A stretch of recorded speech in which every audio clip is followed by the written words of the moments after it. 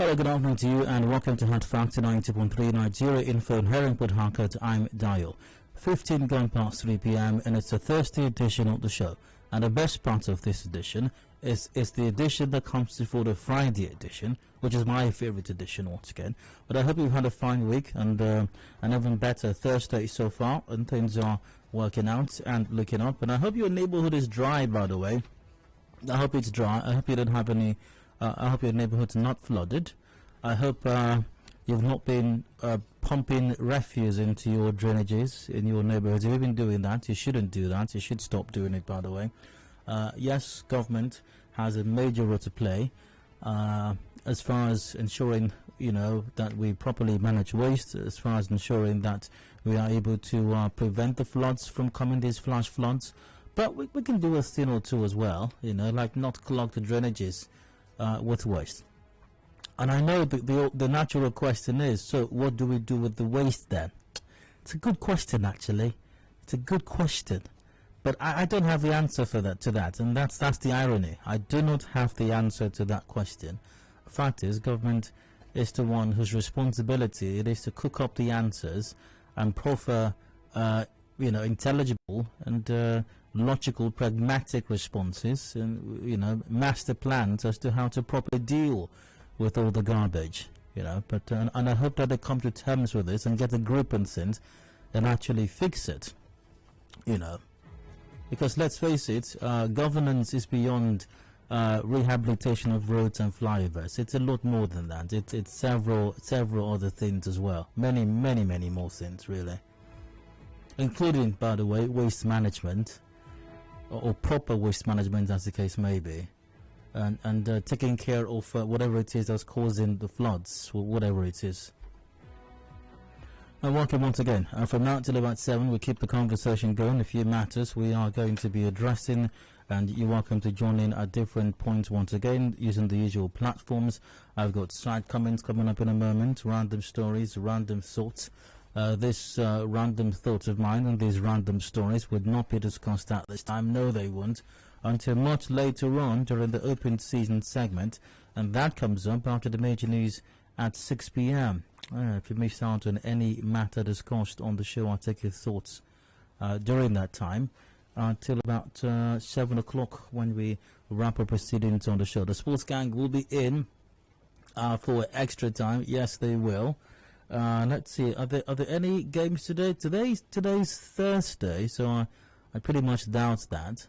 Oh, there are actually. We've got some games from some major leagues. The La Liga, there are games today. Okay, in the Serie A as well.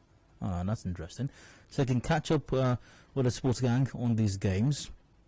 Yeah, who's doing what and all of that, and possibly if you missed out on the recap of the games yesterday, Carabao Cup games, I believe, you can also catch up with the sports gang. If you missed the recap this morning on the sports show, you can catch up with them later on tonight. I still give you all the recap of the games on last night in the EFL Cup. Of course, Arsenal cruising to victory with 3 unreplied goals against Wimbledon. I think Chelsea beat Aston Villa on penalties. Manchester United lost at the Old Trafford, remarkable, against West Ham United. Leicester City won away from home as well, beating Millwall 2-0, and Tottenham beat Wolves via penalty. So more on that later on tonight, from 7 p.m. of course. But as far as today's show is concerned, what might one expect? Let's see, I've got side comments, once again mentioned that before. After what your round comes up, I'll be expressing thoughts on some major issue. I'll be taking your thoughts on that till 4 p.m. At 4 we've got the business news coming up, and after that we'll be talking about religious organizations and governance. Do they have any roles really as far as politics and governance is concerned? Well, the River State governor seems to believe so. He does seem to think so, definitely. But I'd like to get your take on that. Now, this was on our news earlier on. Governor Yesumuke has urged the church to speak against the injustice that has characterized the country. Governor Wike made the call at the Church of Nigeria Anglican Communion Diocese of Lagos shortly after he was bestowed the Exemplary Leadership Award. He described as injustice the alleged marginalization of River State government and the World Bank loan to states. Let's hear what His Excellency had to say about this matter. That's the governor, Yusuf Wike. That's the moment while I wipe that out. All right, here we are. Look at the country. We say we are all one Nigeria. We want the World Bank to borrow money to do specific projects. And I also know in paying this money back to World Bank, money that comes from resources of my state will be used in paying back this money. But my state was denied to have projects from that loan. And you say in one piece. And you're talking about justice. Where is justice? Allow me the one that the Constitution says I'm entitled to. Let me collect that one and develop my state. He said no. He said there will be justice. What justice? If you don't speak out, if you just say, well, you have always told you to pray for us. No, it's not only praying. Governor Wike also admonished the leadership of the church to encourage its members to be part of governance in the country. Bishops, clergymen, we also have a role to play. We are tired of you saying, it is politicians. Whatever they want to do, let them do. Don't agree to that. Because you are leaving them to determine how your life will be. So whatever you do, it also affects the church. If you don't speak out, if you just say, well, you have always told you to pray for us. No, it's not only praying. It's not only praying. Having helped those who help them. By the way, Your Excellency, I know many people think it's in the Bible, but that saying actually is not in the Bible. I don't know who came up with it, but it's definitely not from the Bible. The popular saying, heaven helps those who help themselves. However, what roles do or should religious bodies play in politics or governance? Do they even have any roles at all? If they do, what are those roles? How can they or should they go about playing those roles?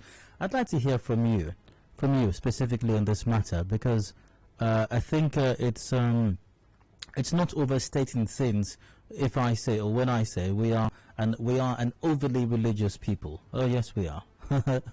we can leave things in the hands of God for the universe. We can pray for the entire universe, really. Nigerians can pray for the entire Milky Way. Do religious bodies, organizations have roles to play in governance? If they are, what exactly are they? Because 2023, yes, it's around the corner. It's around the corner.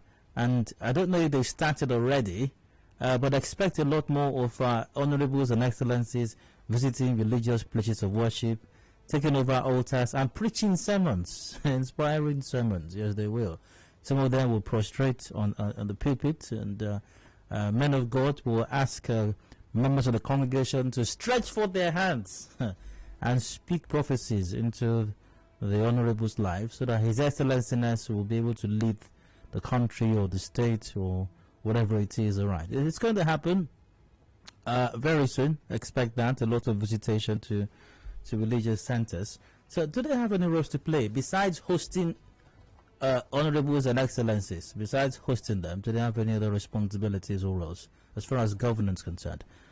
Yeah, that comes up in the 4 o'clock hour after the business news. Taking us to 5.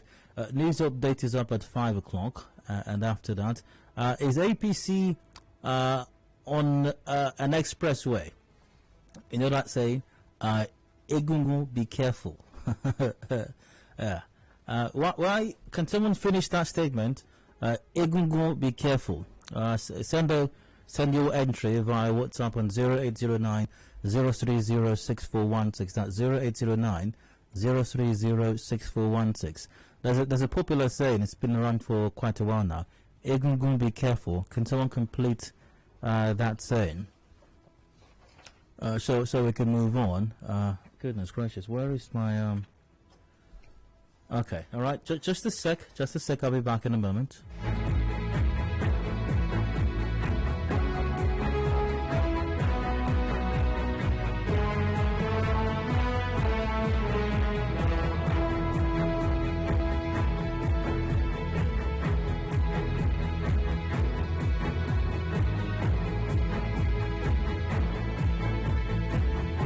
Okay, I'm back. Thanks for waiting. So I need to grab a device here in the studio. It's going to help me access the WhatsApp messages.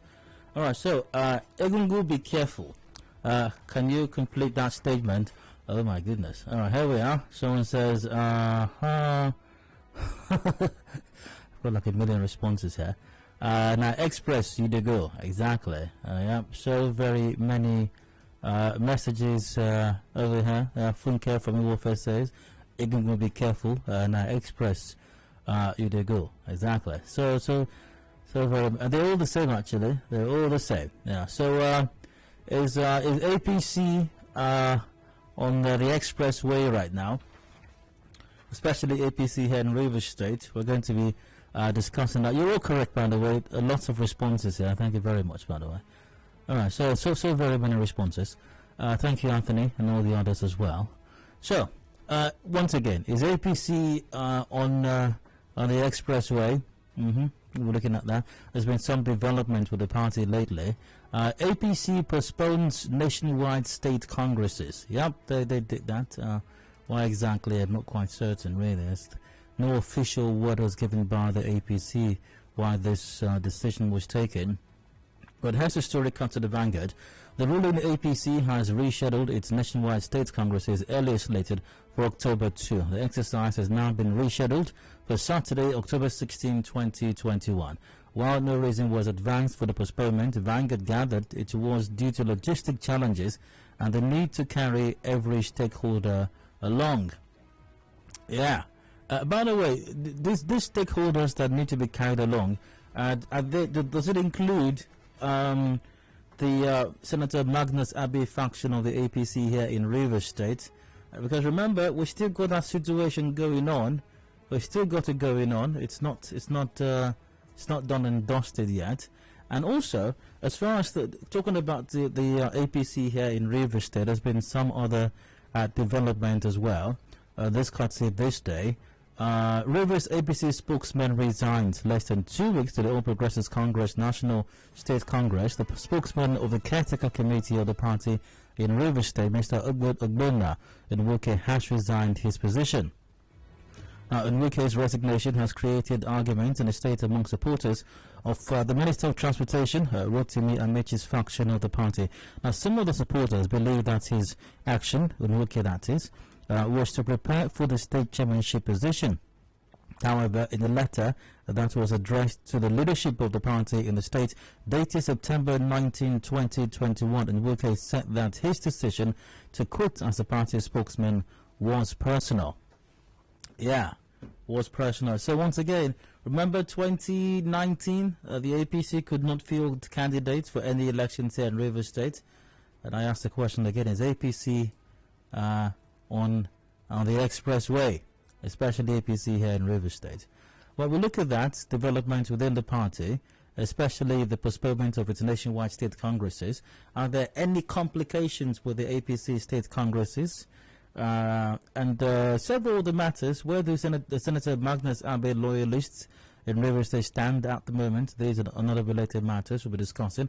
I'll be joined by Samson Dumaison, who is a member of the All Progressives Congress, APC here in Rivers State, and also a member or belongs to the Senator Magnus Abbey faction of the party in the state. That comes up between 5 and 6 p.m. The major news at 6. Open season comes up after that till about 7. The show comes to an end about that time, and the sports game will be in for extra time. So therein is the lineup for the show today. Any changes you will find out, simply stay tuned. Let's get proceedings going now with today's side comments, random stories and thoughts that caught my attention, which once again will not be discussed at this time. Following the increase in the cost of meat and poultry in Port Harcourt, some residents are considering alternatives to animal protein in their diets. Now, some of them spoke to our correspondent. It's a terrible thing. I think that the Rivers State government should declare a state of emergency. But here's what some of these residents had to say on this very crucial matter of urgent national importance. In case the price of fish, chicken and beef goes up, maybe I'll go for Puerto Rico. Even with the price of chicken, I've been able to cope. But if peradventure I can't afford to get the chicken due to the high cost, I opt out for fish. Fish is a little bit more cheaper than chicken. The fish goes up, I could actually use egg or Me now, when they cook now, they use stockfish. So you can use stockfish or with periwinkle. Periwinkle said they in form of meat, those big size. When you put stockfish for the soup will make sense. Now this chicken, fish, and now they don't cost. Now for we to buy better periwinkle, use them with dry fish. When you use them cook soup like this, you know say chop soup. I hereby urge all well-meaning men and women of River State to rise up. I hereby implore the River State House of Assembly representatives of the people to stand up. I hereby urge the River State Governor, yes, to stand up to his responsibilities and save us from the near extinction of Ishewu and Nkwobi. Because something terrible, so I say something terrible, might be in the offing. Imagine it. A world without issue. Just think about it for a moment. Let it sink in. Let that sink in. Because if the price keeps going up, why would we need to go to car washes to wash our cars any longer? I mean, you all know you don't go to the car wash to actually wash your vehicles. That's not why you go there. Washing the vehicle is the secondary reason you go there, even though it's called a car wash. Go figure, right? So imagine going to the car wash. You claim you're going to wash your car, and you can't afford Ishewu or Nkwobi any longer. Yeah, I know. It's a catastrophe, right? It's like the end of the world. So something must be done by all well-meaning human beings to ensure that we do not experience this epidemic, because I think it's going to be of epidemic proportions if that should happen. So please, let's let's begin to formulate policies. Let's set up a think tank, a 7-man panel, whatever it is we need to do, white papers, blue papers, every kind of paper, cardboards and A4 sheets as well, to ensure that we do not lose Nkwobi or Ishewu to rising prices of animals or animal protein. Now, the River State government says it's working with relevant agencies to work out plans to check flooding in the state. Commissioner for Information and Communications, Paulina Sinserum, called on those living and doing business in the state to work in line with a program that will be rolled out by the government to address the problem of flooding. So what exactly is it, Commissioner, if you don't mind my asking? What exactly is this program that's going to be rolled out? What exactly is it? What's the strategy here? What's the game plan? What's the blueprint? What's the 411? What exactly is it? So we hope that we won't have to wait for long before this roadmap or this plan to check flooding or this program is rolled out. I hope it won't take too long, because the floods are here already. We should have drawn up this blueprint, this plan before now. I mean, we got the warning. I mean, NIMET was like the voice of one standing in the wilderness saying, "Yay! Prepare ye! Something of the Lord," or something like that, I think. You know, so but what happened? We did nothing, and we were simply sleeping and commissioning flyovers. That's what we're doing. We're commissioning flyovers, and the floods are here now. Well, I still hope we can salvage the situation nonetheless. I hope so.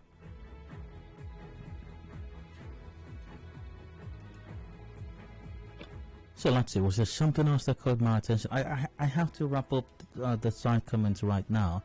I think today's rant might take a bit of a while, because it comes with a lot of data which I have to churn out. It's quite critical for you to grasp the import of today's rant. So I think I'll leave off the side comment on that note. I'll go for a break right now, and I'll return in a moment. Please stay tuned. Hard Fast continues shortly.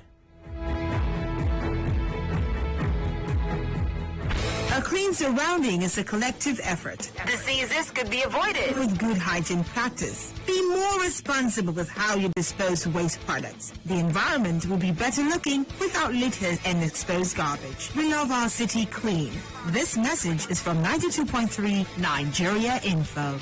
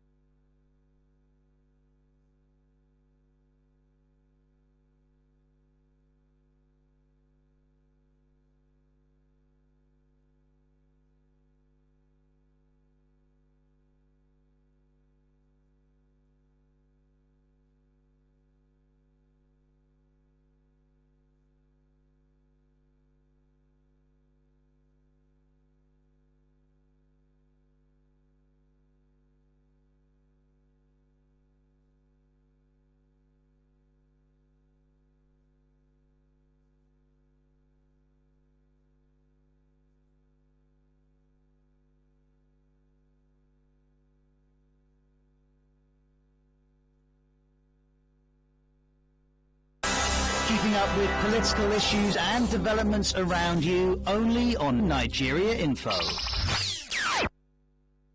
And now, Hard Facts.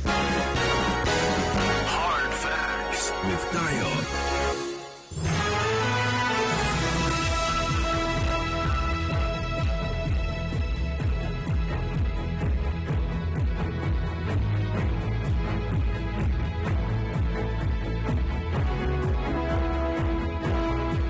Hello, welcome back. It is Hard Facts, 90.3 Nigeria Info in Herringport, Harcourt. I'm Dio, and I'd like to run for just a bit. 25 to go before 4 p.m. There's something in my mind. I'll be expressing some thoughts on it, and you're very welcome to express your thoughts and mine all the way till 4 p.m.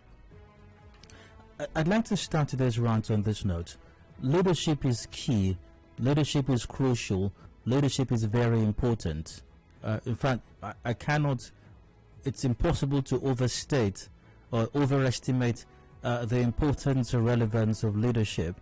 However, as important and as crucial as leadership is, I think the most important version, if you will, if I may refer to it as that, of leadership is personal leadership. Now, it's very important what political leaders do, whether they are or public office holders, whether they're elected officials, or appointed officials, whatever it is. It's very important what they do, extremely crucial. As a matter of fact, people's lives depend on the actions that they take or the decisions that they make. However, I think possibly a particular brand or kind or type of leadership might even be more important than that, and that's personal leadership. Personal leadership is the ability to take responsibility for all aspects of your life and leading it in the direction that is best for you. I'd like to read that again. I'm reading this from online. Google is your friend. And by the time I'm done with today's rant, you will understand more why that saying is very important. Google is your friend. Now, once again, personal leadership is the ability to take responsibility for all aspects of your life and leading it in the direction that is best for you. That means you take responsibility and you lead your life. Now, leadership should provide you some direction, yes, but you also owe yourself a responsibility to lead yourself in the direction that is best for you. Now, if a person cannot exhibit personal leadership, they cannot exhibit leadership in any other area of their lives, and then people are doomed if such a person gets elected into some position or gets given some very high responsibility, which I think might be the case with a lot of the so-called leadership that we have in this country. Personal leadership also implies that you are able to educate yourself, that you are able to get knowledge. And when people ask you, how did you know this? How did it come about this? Your answer cannot be, what's up? What's up cannot be your response when people ask how you came about a certain information. You can't say you saw it on Facebook. That marks of personal illiteracy, actually, not personal leadership. Definitely not any kind of personal intelligence for that matter. You need to be able to search out things for yourself. You need to be able to enlighten yourself. You owe yourself that responsibility. Now, our government has a responsibility through its agencies like the NOA in Nigeria, who do God knows what these days, to enlighten you, to bring you up to speed. They have a responsibility also to fix the schools, ensure that we're able to educate the citizenry through our formal education and other non-formal institutions as well. But every individual, once again, has a responsibility to themselves, to enlighten themselves, to educate themselves, to gather as much knowledge as they possibly can. And thankfully, a lot of people are doing that. Which is why it somewhat surprises me, and I'm amazed that Nigerian leadership, or at least a lot of them, still believe that Nigerians, or the vast majority of Nigerians, are non-entities, know nothing, that maybe they are buffoons. And anything that they simply throw at them or say to them, they will swallow hook, line, and sinker, as long as it's coming from some honorable or some excellency. Which is quite disturbing, extremely indeed, because some of the things that come from leadership positions or from individuals occupying leadership positions just makes you stop in your track and make you wonder how a person could have said this. And a person who occupies an exalted position such as the ones that these honorables and excellencies do occupy. And one such example is a story I came across in the Daily Post, and it's captioned, Obasanjo, Yar'Adua, Jonathan responsible for Nigeria's high debt under Buhari. Now here's the story. The Nigerian Senate has blamed the country's debt profile on past presidents. Chairman of the Senate Committee on Finance, Senator Solomon Olamileko Adeola, blamed ex-president Olusegun Obasanjo, Umaru Musa Yar'Adua and Goodluck Jonathan for Nigeria's high debt profile. Adeola said the high debt profiles accumulated between 1999 and 2015. The lawmaker disclosed this on Wednesday during consideration of the 2022 to 2024 medium-term expenditure framework and fiscal strategy paper.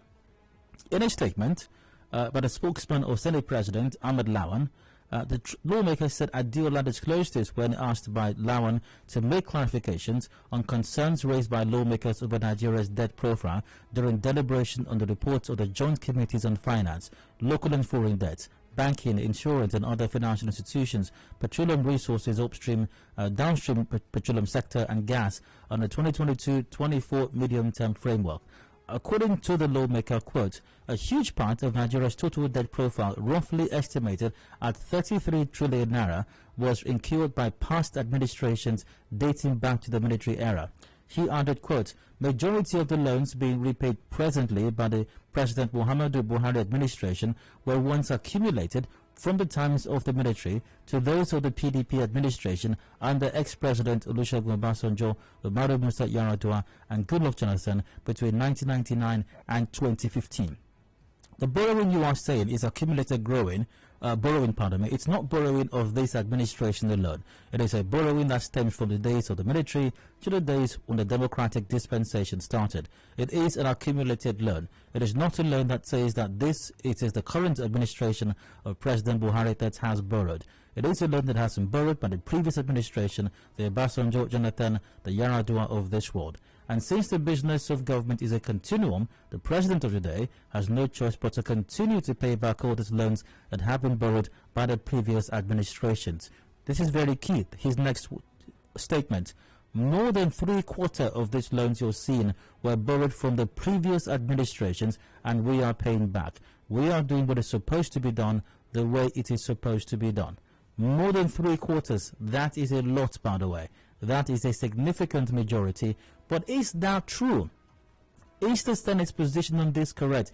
Is the Chairman Senate Committee on Finance, Senator Solomon Olamileko Adeola, is he correct in this assertion?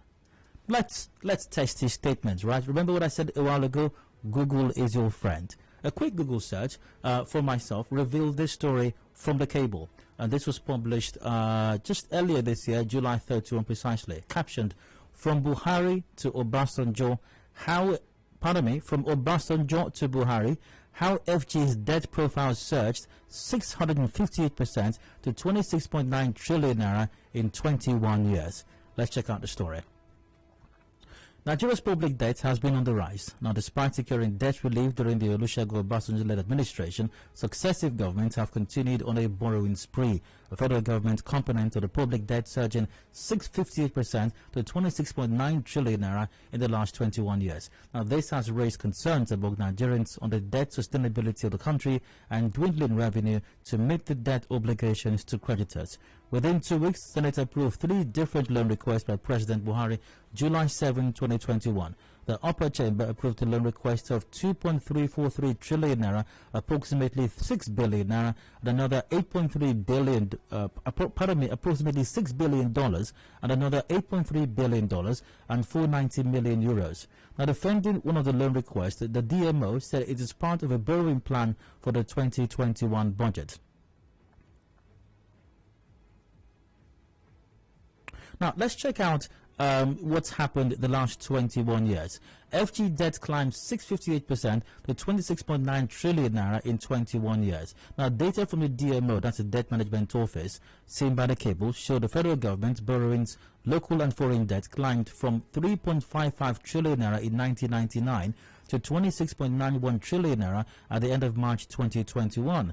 Now, this represents a 658% increase in 21 years, comprising administrations of Olusegun Obasanjo, Umaru Musa Yar'Adua, Goodluck Jonathan, and the current Muhammadu Buhari administration. How much has Buhari borrowed in 6 years?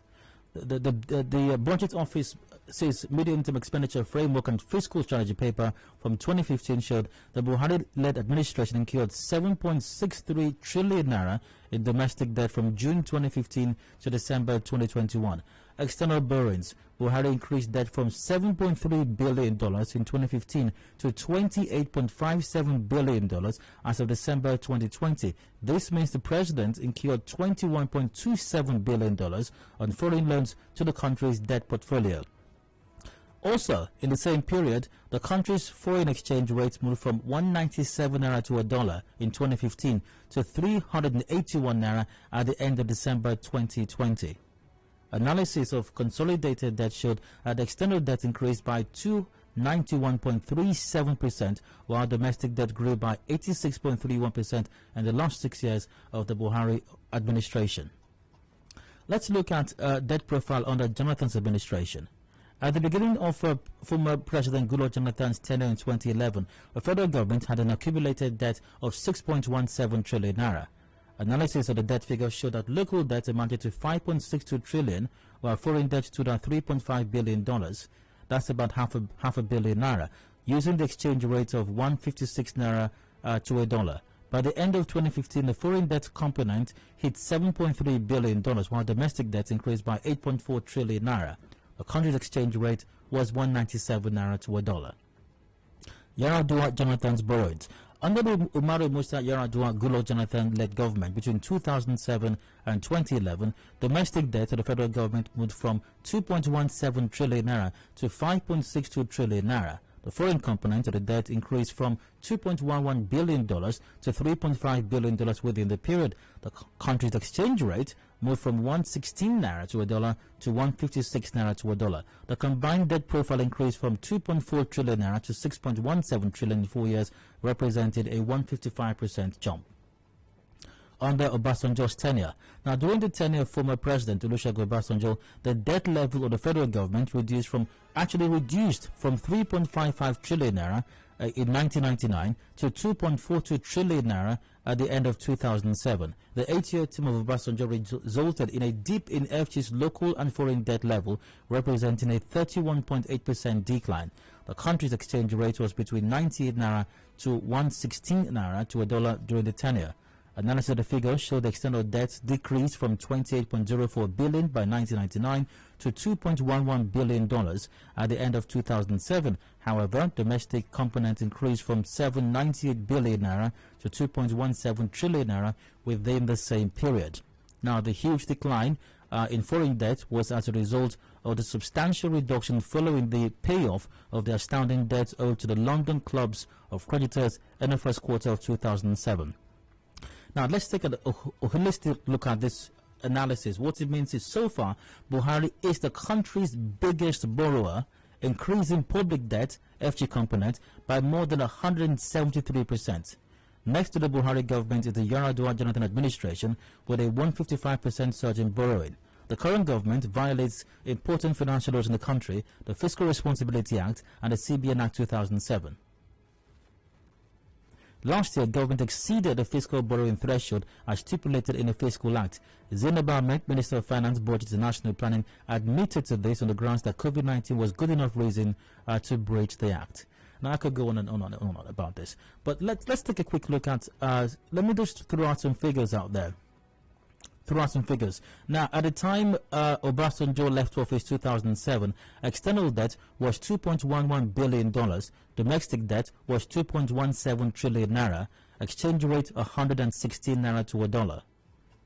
By the time Jonathan Yar'Adua era, 2011, external debt was $3.5 billion from $2.11 billion, domestic debt was 5.62 trillion naira, up from Obasanjo's 2.17 trillion naira. Exchange rate was 156 naira to $1, up from 116 naira. Let's go over to the Jonathan administration. By 2014, external debt hit $6.45 billion, up from $3.5 billion, Yar'Adua Jonathan era. And then domestic debt was 7.9 trillion naira as against 5.62 trillion naira. And exchange rate was 158 naira as against 156 naira during the Yar'Adua era. And now, let's come to the Buhari era. As at 2020, external debt was 28.57 billion naira, up from Jonathan's $6.45 billion. Domestic debt, 16.02 trillion naira, as against Jonathan's 7.9 trillion naira. Exchange rate, 381 naira to a dollar, as against 158 naira to a dollar. So these figures that I've reeled out, taken the time to reel out to you right now, how can anybody in the Senate, how can the chairman, Senate Committee on Finance, Senator Solomon Olamileko Adeola, expect anyone who has Google on their smartphones to believe what he said, that a majority, a huge chunk of the country's debt profile was caused by previous administrations and not this government, when the figures speak for themselves? I've taken so much time with today's rant, so I have to wrap it up right now. You owe yourself a responsibility to gather information, educate yourself. And don't just take what Honorable or Excellencies tell you, because more often than not, they're not saying the truth. And the figures do not lie, it's factual. A huge chunk, a significant chunk of this country's debt profile right now was brought on by the Buhari administration. As a matter of fact, you might say that the Buhari administration's debt profile far outweighs or does outweigh Obasanjo, Yar'Adua and Jonathan era combined. Personal leadership. You owe it to yourself to educate yourself. So when Honorable or Excellency tells you what's wrong, you know it's wrong and you can make the right choices. On that note, I end my rant. Thanks for listening. Hope I didn't bore you. Any thoughts in mind? Got a few minutes to go before 4. The lines are open. Call 0817 923 0002 or 0003 or 0007. We're live on facebook.com/Nigeria Info PH.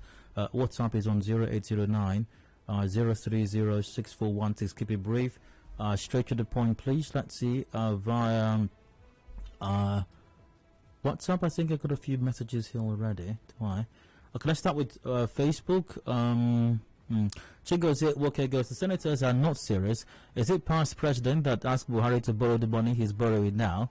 Eda Debune Dole goes, well, when will this government also play the blame game in delivering what they promised Nigerians? How much was the exchange rate compared to what we have now? This current National Assembly, with their major work of approving loan requests on Buhari daily, Nigeria is the only nation in the world that imports what they have and exports what they don't have. I've got Solomon from Rimodan on the line. Solomon, you're welcome. Please go ahead. Yeah, Dayo, good afternoon. Go ahead, please. Yeah, I know that we would have a much time. You read out the whole figure of debt profile between from the Olusegun Obasanjo down to Yar'Adua and down to APC. The statement is the fact is clear there. I want you, if you can able to do a thorough analysis on Ministry of Works and Housing, what the Buhari government have budgeted so far in the ministry for its 8 years, and what from Obasanjo down to Goodluck, if the two ministries what they have received, that up to today,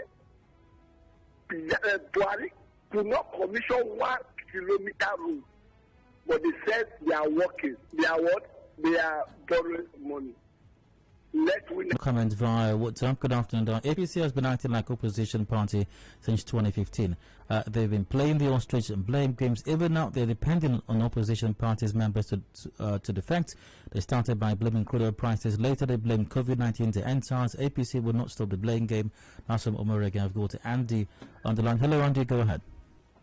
Yeah, Dayo, good evening. A quick one. Dayo, you know the values and figures you're calling. I'm even confused, Dayo. Dayo, how on earth? Sometimes I begin to imagine if these things are seen like we being in an atmosphere where people will just come and begin to tell us nonsense. Oh, Jesus Christ. And people are suffering fraud everywhere. Look at the kind of amount of money that is being mentioned online. These are the ones that we may say that we know. Thank you. Via WhatsApp, the senator thinks that we're all political illiterate. It's very sad indeed. That's my pastor smart. Now, the problem isn't with people like the senator reading out wrong figures here and there. The problem is that the people present couldn't even confront him with the fact, which is where the actual problem is. As a Henry. And Henry, that's a very important point you noted. So whilst the Honourable Senator, or His Excellency the Senator, was making this statement, what happened to other members of the chamber? You know, hey Dio, if all these borrowed monies, school feeding money, 5k alleged money for vulnerable Nigerians were channeled into building industries across the country, that will create employment while they actually generate funds via tax and VAT. I think all blame games wouldn't have come. It's like Mikel Arteta blaming Arsene Wenger for the current woes of Arsenal. That's on Jeff and Field. Good evening. They borrowed to loot. Please tell them that they will sell all those properties to us. That's from Smart from Agri State. Good evening, Dad. Google is our friend indeed, better than the Nigeria police. It's crystal clear that most of our so-called leaders are so lazy and don't even make research. But when I listen to some of them speak, I wonder how they get to that position. Amos Amigo from LMH said that. Dio, why can't we just recall all the senators and elect new ones because of their incompetence? Toke Ikagu set that in. The past administration, how much did they hand over to this government? They've been looting money that Nigeria has during the PDP. What are we saying? That's from Thomas. Apologies, we have a bit of a problem with the phone lines. Maybe we can take a call. Hello, you're welcome. Thank you. Good afternoon. Hi, go ahead. Yeah, I must say that the senator, what is it called? That man does not know what he's saying. Okay, what is he going to say? Should be growing. What is he going to say now? Thank you, Dayo. You're welcome as well. Via Facebook, Ngozi Alex, the so-called leaders just take us for granted. They know that most of us do not read, and that's why they just churn out figures. It's time where the people begin to question these so-called leaders. Akabundo got to goes. The blaming continues unabated. Chikononzo Oji goes, OMG, see trillions of Naira's debt. This is not good. No, it's not good at all, really. And you can check out that story for yourself online, or even do some more Googling. The prognosis is not a good one, really. And debt in itself is not a bad thing. The question is, what are we doing with all of these, debts that we're incurring almost on a daily basis these days, really? Via WhatsApp, Dio, I was the one who gave Honorable Olamilekan that report. In fact, it was Obasanjo, Yar'Adua and Jonathan who borrowed those monies on behalf of Buhari before he became president of Nigeria. That's OVA from Port Harcourt. They borrow and share and blame past administrations.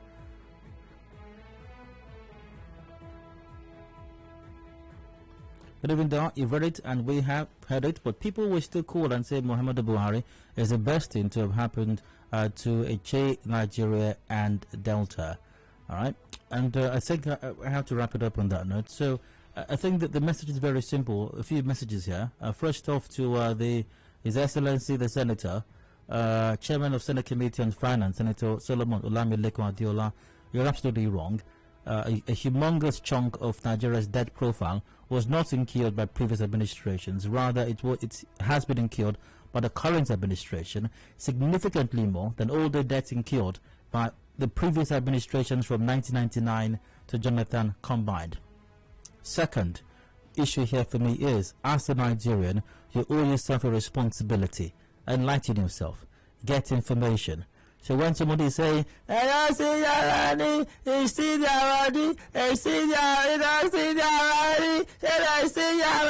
you can say, okay, when the noise comes down, you say, but yes, they still have money. But you, how about you? That thing you said you will do, we have checked, you have not done it yet.